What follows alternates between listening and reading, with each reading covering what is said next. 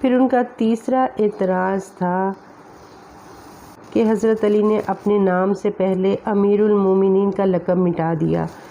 تو پھر حضرت عبداللہ بن عباس نے کہا کہ آپ لوگوں کو یاد ہوگا کہ جب صلح حدیبیہ میں صلح نامہ تیار ہو گیا تو آپ صلی اللہ علیہ وسلم نے ارشاد فرمایا کہ نیچے یہ لکھ دیا جائے کہ اس پیپرز پر محمد صلی اللہ علیہ وسلم نے اتفاق کا اظہار کیا ہے۔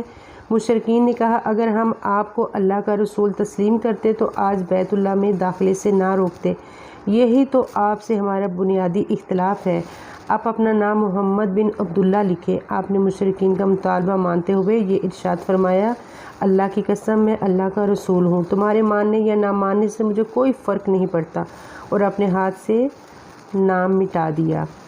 تو جب صلح حدیبیہ کے موقع پر آپ صلی اللہ علیہ وآلہ وسلم اپنے ہاتھ سے الفاظ مٹا دیتے ہیں تو اگر حضرت علی نے اپنے نام سے امیر المومنین کا لقب ہٹا دیا تو اس میں کیا برائی ہے؟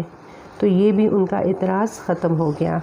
حضرت عبداللہ بن عباس کی یہ جو ملاقات تھی ان کے ساتھ حضرت علی کے حق میں بہت مفید ثابت ہوئی۔ آپ کی گفتگو سے یہ سب لوگ متاثر ہوئے اور 20,000 افراد دوبارہ حضرت علی کی فوج میں شامل ہو گئے۔